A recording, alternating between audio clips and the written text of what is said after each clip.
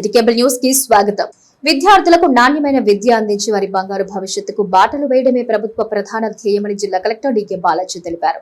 పాఠశాలల పునర్వ్యవస్థీకరణ జరుగుతుందని, అందుకు విద్యార్థుల తల్లిదండ్రులు సంపూర్ణ సహకారం అందించాలని జిల్లా కలెక్టర్ డి.కే. బాలాజీ పిలుపునిచ్చారు. పామరు మండలం పరిధిలోని మండల పరిషత్ పాఠశాల పరిధిలో విద్యార్థుల తల్లిదండ్రులతో జిల్లా కలెక్టర్ సమావేశం నిర్వహించారు.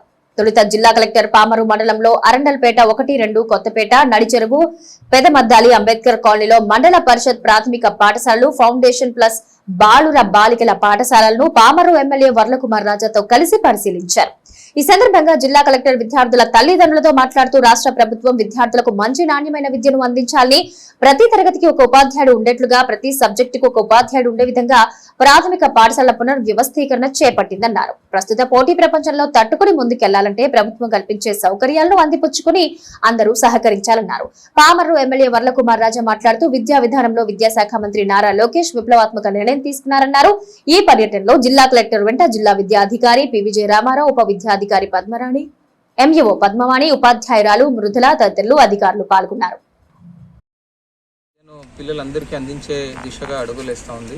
దీంట్లో భాగంగా ప్రతి ఒక్క తరగతి కూడా ఒక టీచర్ ఉండాలి. 2-3 తరగతిలు కలిపి ఒక టీచర్ ఉన్నప్పుడు విద్యా నాణ్యత అనేది కొంచెం తగ్గే ప్రమాదం ఉంది. కనుక ఒక్క తరగతికి ఒక టీచర్ని ఇచ్చే ప్రయత్నం చేస్తున్నాము. దాంట్లో భాగంగా ఇప్పుడు కొంతమంది మన ఎస్ఎంసి పేరెంట్స్ కమిటీ చైర్మన్లకి కొన్ని అపోహాలు ఉంటాయి. ఆ అపోహాలని నివారిస్తూ ఆ ప్రణాళిక ఎలా ఉంటుంది ఏంటి అని వాళ్ళకి అవగాహన కల్పించే కార్యక్రమం మార్నింగ్ నుంచి చేపడుతుంది.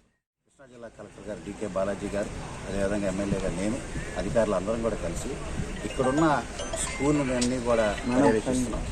అదేవిధంగా ఇక్కడ ఉన్న స్కూల్ మేనేజ్మెంట్ కమిటీ పేరెంట్స్ అందరితో కూడా మాట్లాడుతున్నాం.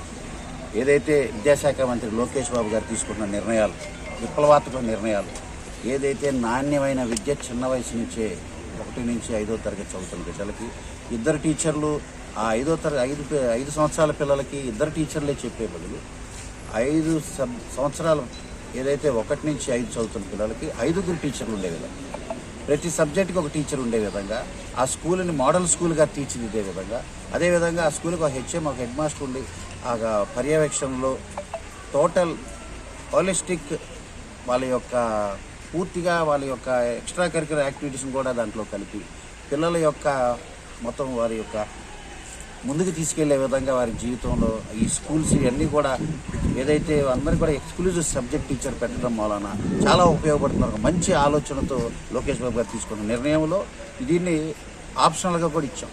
ఒకవేళ ఆ స్కూల్ మా పొద్దు ఇక్కడే ఉండాలి, మా స్కూల్ తర్వాత హై స్కూల్కి వస్తాం. గూడూరులోని సామాజిక ఆరోగ్య కేంద్రంలో మైక్రో వాటర్ ప్లాంట్ ను చలివేంద్రాన్ని ఎమ్మెల్యే కాగిత కృష్ణప్రసాద్ ప్రారంభించారు. గూడూరులోని సామాజిక ఆరోగ్య కేంద్రంలో మైక్రో వాటర్ ప్లాంట్ ను చలివేంద్రాన్ని ఎమ్మెల్యే కాగిత కృష్ణప్రసాద్ ప్రారంభించారు. ఈ సందర్భంగా కాగిత కృష్ణప్రసాద్ మాట్లాడుతూ ఈ ప్రభుత్వ ఆసుపత్రిలో రోగులు ఇబ్బంది పడకుండా మంచినీటి సౌకర్యం కల్పించిన డాక్టర్ భాస్కర్ కి హృదయపూర్వక ధన్యవాదాలు తెలియజేస్తున్నానని, అభివృద్ధి పదంలో నడిపిస్తానని, మంత్రి నారా లోకేష్ నియోజకవర్గంలో పాఠశాల అభివృద్ధి కొరకు నిధులు కేటాయించారని, అదేవిధంగా రాబోయే రోజుల్లో ఆర్ఎన్బి రోడ్లన్నీ పూర్తి చేస్తామని ఆయన తెలిపారు. గూడూరు మండలంలో పలు అభివృద్ధి కార్యక్రమాలు చేపడుతున్నామన్నారు. ఈ కార్యక్రమంలో మండల పార్టీ అధ్యక్షుడు పోతన స్వామి, గ్రామ సర్పంచ్ లింగం, సులోచన రాణి, మాజీ ఎంపీపీ కాసిగాని శ్రీనివాసరావు, ఎన్ఏ బేగ్, అన్నం హరి, రామకృష్ణ, కోలపల్లి రజని, కట్టా మునేశ్వరరావు, గురుపర్తి ఫణి, బేతాల స్వామి, రాసంశెట్టి దుర్గారావు, పోతన రామోజీ తదితరులు పాల్గొన్నారు. దానికి సంబంధించి మరి మంచినీటి ఇబ్బంది ఉందని చెప్పేసి మొన్న మేము మీటింగ్ పెట్టుకుంటున్నప్పుడు డాక్టర్లు అందరూ కూడా చెప్పడం జరిగింది.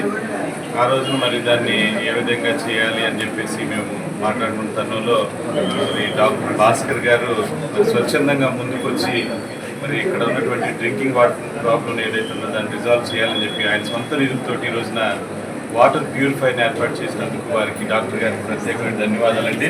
చాలా థ్యాంక్స్. చాలా మంది ఉండొచ్చు కానీ దాతలు ముందుకు వచ్చి చేయడం అనేది చాలా గొప్ప విషయం. మరి ఇక్కడ ఉన్నటువంటి సిహెచ్సిలో అనేక మంది పేషెంట్ చుట్టుపక్కల ఉన్నటువంటి మండలాల నుంచి కూడా ఇక్కడికి వచ్చి అందరూ కూడా ట్రీట్మెంట్ తీసుకోవడం అందరూ కూడా చేసాం.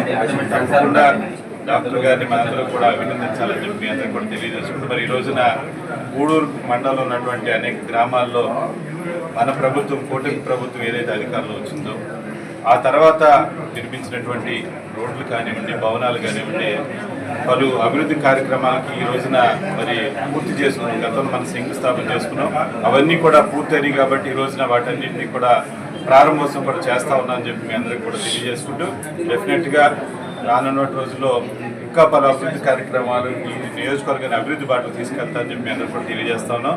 తప్పకుండా త్వరలోనే మరి ఆర్ఎన్బికి సంబంధించిన వాసవి క్లబ్ ఆధ్వర్యంలో క్లాత్ బజార్ లో మజ్జిగ పంపిణీ కార్యక్రమం మరియు చలివేంద్రం ప్రారంభించారు. వాసవి క్లబ్ ఆధ్వర్యంలో క్లాత్ బజార్ లో మజ్జిగ పంపిణీ కార్యక్రమం మరియు చలివేంద్రం ప్రారంభించారు. ఈ సందర్భంగా వేసవి కాలంలో వచ్చే బాటసార్లకు మజ్జిగ పంపిణీ చేశారు. ఈ కార్యక్రమానికి కోట సాయి కుమార్ వితరణ అందించారు. ఈ కార్యక్రమంలో ఎండూరి సురేష్, వేముల శిరీష, అన్నం అశోక్, జయవరపు ప్రసాద్, జల్లూరి దివ్యశ్రీ, తమ్మన మధు, తమ్మన ప్రసాద్ పాల్గొన్నారు. అన్నం సాయి సునీత గారు ఆదేశానుసారం దాదాపు ఇంటర్నేషనల్ మొత్తం మీద 2000 క్లబ్లు కూడా మజ్జిగ కేంద్రాలు ఏర్పాటు చేయడం జరుగుతున్నాయి. అలాగే ఈ రోజున మచిలీపట్నంలో రాబర్ట్సన్పేటలోని చందన్ సాయి బట్లగొట్టు దగ్గర వాసవి క్లబ్ మచిలీపట్నం వారి ఆధ్వర్యంలో ప్రెసిడెంట్ అయినటువంటి జల్లూరి రాంబాబు గారు ఆధ్వర్యంలో ఈ రోజున ఈ మజ్జిగ పంపిణీ కార్యక్రమం ఏర్పాటు చేయడం జరిగినది. ఈ కార్యక్రమానికి ఆర్సీ గారి ఆధ్వర్యంలో ఉన్న దాదాపుగా 15 క్లబ్ల అండర్లో ఈ రోజున మజ్జిగ పంపిణీ కార్యక్రమాలు ఏర్పాటు చేస్తున్నారు. ఈ కార్యక్రమానికి ఆర్ఎస్ అయినటువంటి అన్నం అశోక్ గారి ఆధ్వర్యంలో ఈ కార్యక్రమం మొత్తం ఏర్పాటు చేయడం జరిగింది. జై వాసవి వాసవి క్లబ్ మచిలీపట్నం ప్రతి సంవత్సరం లాగా మజ్జిగ పంపిణీ మరియు చలివేంద్రం కూడా ఈ సంవత్సరం బిగిన్ చేసినాము. చందన సాయి సిల్క్స్ క్లాత్ బజార్ మచిలీపట్నం. అలాగే ఈ సంవత్సరం మా ప్రెసిడెంట్ జల్లూరు రాంబాబు గారు, జెడ్సీ వేముల కృష్ణ గారు, సెక్రటరీ జయవర్ ప్రసాద్ గారు, అలాగే నక్షత్ర రెస్టారెంట్ సామా గణేష్ గారు ట్రెజరర్ గారు ఆధ్వర్యంలో ఈ మజ్జిగ పంపిణీ చలివేంద్రం రెండు కూడా చందన్ సాయి సిల్క్స్ దగ్గర జరుగుతున్నది. 60 క్లబ్లు కూడా ఈ సంవత్సరం ప్రతి ఏప్రిల్ 1 నుంచి బిగిన్ చేసినాము. 60 రోజుల కార్యక్రమం చేస్తున్నాము.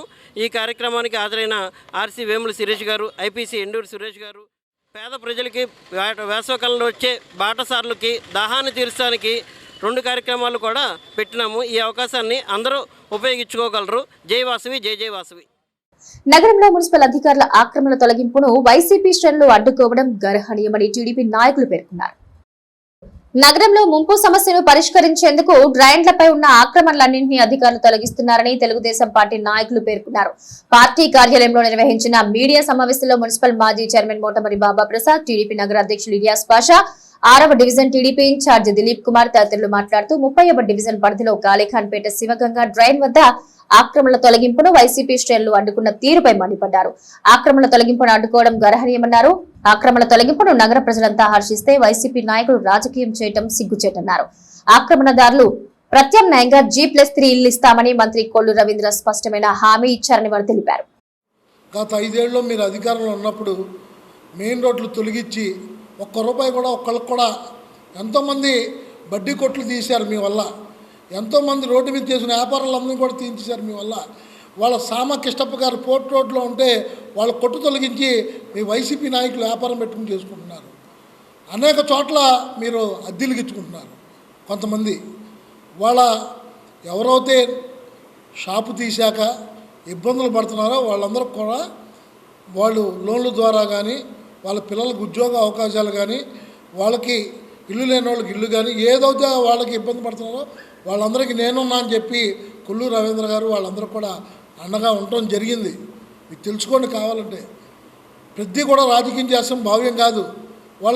ఆయనకేం రాదు, అట్లా ఉండటం వల్ల ఆయనకేం రాదు, ఉంచేస్తాం వల్ల టౌన్ అభివృద్ధి చెందాలి, ఎవరికి యాక్సిడెంట్లు అయ్యి ఎవరు ప్రమాదాలు జరగకుండా ఉండాలనే ఉద్దేశంతో. అట్లాగే వర్షాలు వచ్చినప్పుడు మచిలీపట్నం అంతా మునిగిపోతుంది. దేశవ్యాప్తంగా కూడా రాష్ట్ర వ్యాప్తంగా కూడా మచిలీపట్నం మునిగిపోయిందని చెప్పి టీవీలో వస్తుంటే చాలా బాధాకరంగా ఉంది. డ్రైనేజీ మీద ఉన్న కొట్లన్నీ కూడా తీయించేసి ఈ మురుగు చెత్త చెదారం ఎప్పటికప్పుడు క్లీన్ చేయాలనే ఒక మంచి సంకల్పంతో ఇటువంటి కార్యక్రమాన్ని ఆయన చేపడుతుంటే ప్రజలందరూ కూడా హర్షిస్తున్నారు. కొంతమంది ఇబ్బంది పడితే పడవచ్చు, దానికి మేము కాదనం. కానీ ప్రజలందరూ కూడా ఎక్కువ శాతం 95% అందరూ కూడా హర్షం వ్యక్తం చేస్తున్నారు. బందర్ అభివృద్ధిలో భాగంగా ఎన్నాళ్ళ నుంచో ఉన్న నీటి ముంపు సమస్యను పరిష్కరించడం కోసం డ్రైనేజీల మీద, అలాగే ట్రాఫిక్ ఇబ్బందిగా ఉన్న రోడ్ల పక్కన ఉన్న బడ్డీ కొట్లని, వాటితో పాటు ఎక్కడైనా పేదవాళ్ళ ఇళ్ళు ఉంటే అవి కూడా ఖాళీ చేపించి వాళ్ళకు ప్రత్యామ్నాయంగా స్థలాలు కానీ ఇళ్ళు కట్టించే మార్గం కూడా మంత్రివర్యులు కొల్లు రవీంద్ర గారు చేపట్టి ఆ కార్యక్రమాన్ని తీసుకెళ్తుంటే వీళ్ళ రాజకీయ ప్రయోజనాల కోసం వాళ్ళకి పునరావాసం కల్పించడంలో వాళ్ళకి అండగా నిలబడాల్సింది పోయి వాళ్ళతో కొంతమందితో కోర్టులో కేసులు వేపించి దాన్ని అలజడి సృష్టించి రాజకీయంగా లబ్ధి చేకూర్చుకోవాలని చెప్పి చూడటం అనేది అత్యంత హేయమైన చర్య అని చెప్పి ఈ సందర్భంగా మేము తెలియజేస్తున్నాం. ఎందుకంటే వీటి మీద మాట్లాడే నైతిక హక్కు వైసీపీ పార్టీకి కానీ ముఖ్యంగా పేర్ని నాని కుటుంబానికి లేదని చెప్పి ఈ సందర్భంగా 5 సంవత్సరాల్లో 130 అడుగులు మచిలీపట్నంలో ఎక్కడా లేని విధంగా 130 అడుగులు ఎక్కడ కొట్టావు నాన్నగారని అడగండి. అక్కడ పేదవాళ్ళ ఇళ్ళని నిర్దాక్షిణ్యంగా ఏమాత్రం కనికరణ లేకుండా నిర్దాక్ష్యంగా కొట్టేసి వాళ్ళని రోడ్డు మీద పడిచిన పాపం ఎవరిది? ఎక్కడైనా అభివృద్ధి జరిగింది? అక్కడ 5 సంవత్సరాలు చేశారా? లేదు. అదేవిధంగా రాజాగారి సెంటర్లో ఓపెనింగ్కి పిలవలేదని రోడ్డే మూసిన ఘన చరిత్ర కలిగింది మీ నాన్నగారు. 5 సంవత్సరాల గవర్నమెంట్ హాస్పిటల్కి వెళ్ళడానికి కానీ, ఎల్ఐసికి వెళ్ళడానికి కానీ, కాలేజీలకు వెళ్ళడానికి కానీ అన్ని ప్రజలు వెళ్ళే ఎక్కువ శాతం వాడే రోడ్డుని 5 సంవత్సరాలు మూసేశారు. అదేవిధంగా తిట్కో ఇళ్ళు పేదవాళ్ళు ప్రభుత్వానికి డబ్బులు కట్టి మాకు సొంత ఇంటి కల నెరవేరుతుందని చెప్పేసి ఇళ్ళకి డబ్బులు కడితే నిర్దాక్షిణ్యంగా అన్యాయంగా వాళ్ళని వాలంటీర్ వ్యవస్థ పెట్టి బలవంతంగా సంతకాలు పెట్టించి తీసుకెళ్ళి ఆ సముద్రం పక్కన నడుము లోతు ఇళ్ల పట్టాలు ఇచ్చిన ఘన చరిత్ర ఎవరిది? కొల్లు రవీంద్ర గారు ఒకటి చెప్తా ఉన్నారు, మచిలీపట్నాన్ని ఒక సుందరమైనటువంటి నియోజకవర్గంగా తీర్చిదిద్దడానికి గతంలో చాలామంది మేధావులు పెద్దలు గూడూరు మండలంలో అనేక అభివృద్ధి కార్యక్రమాలు చేపడుతున్నట్లు ఎమ్మెల్యే కాగిత కృష్ణప్రసాద్ తెలిపారు. గూడూరు మండలంలో అనేక అభివృద్ధి కార్యక్రమాలు చేపడుతున్నట్లు ఎమ్మెల్యే కాగిత కృష్ణప్రసాద్ తెలిపారు. గూడూరు మండలం రామరాజుపాలెం గ్రామ పంచాయతీలో గ్రామీణ ఉపాధి హామీ పథకం నిధులతో 43.60 లక్షలతో నిర్మించిన గ్రామ సచివాలయ భవనాన్ని పెడన ఎమ్మెల్యే కాగిత కృష్ణప్రసాద్ ప్రారంభించారు. ఈ కార్యక్రమంలో సర్పంచ్ బాలస రాజులు, గూడూరు డీసీ చైర్మన్ పోతన లక్ష్మీ నరసింహస్వామి, అధికారులు, గ్రామస్తులు పాల్గొన్నారు. అలాగే ముఖ్య అతిథులుగా విచ్చేసినటువంటి జనసేన పార్టీ సమన్వయకర్త సురేష్ గారికి, అలాగే వేదిక మీద ఉన్నటువంటి నాయకులకు, అధికారులకు, మరి ముఖ్యంగా మరి గ్రామస్తులకు, సోదరి మహిళలందరికీ, మీడియా సోదరులందరికీ కూడా పేరు పేరున ముందుగా నా యొక్క హృదయపూర్వక నమస్కారం, ధన్యవాదాలు తెలియజేసుకుంటా ఉన్నాను. చాలా సంతోషంగా ఉంది. మనం గెలిచిన తర్వాత మరి మొట్టమొదటిగా ఒక ప్రారంభోత్సవ కార్యక్రమాన్ని ఏర్పాటు చేసుకున్నాం. మరి సచివాలయ బిల్డింగ్ని అధికారుల రాగానే దాన్ని పూర్తి స్థాయిలో మరి ఈ రోజున ప్రారంభోత్సవం చేసుకోవడం జరిగింది. అయితే ఈ రోజున మీ అందరి యొక్క ఆశీస్సులతోటి, అభిమానాలతోటి, గతంలో మరి నాన్నగారికి కూడా అదే తరహాలో మీ అందరి యొక్క ఆశీస్సులు అందించారు. అనేక 4 సార్లు నాన్నగారిని ఎమ్మెల్యేగా కూడా గెలిపించారు. అదే తరహాలో నన్ను కూడా ఆదరించినందుకు మీ అందరికీ కూడా ధన్యవాదాలు తెలియజేసుకుంటా ఉన్నాను. ఈ రోజున ఇంతటి ఘన స్వాగతం పలికినందుకు మీ అందరికీ ఇక్కడ మరి కుర్రోళ్ళు అయితే మరి అలాగే పెద్దలు కానీ ఒక భారీ ఎత్తున నాగాయలంక కృష్ణానది గర్భంలో ఏర్పడిన నవలంక ద్వీపాన్ని పర్యాటక కేంద్రంగా అభివృద్ధి చేసేందుకు ప్రభుత్వం దృష్టి సారించింది.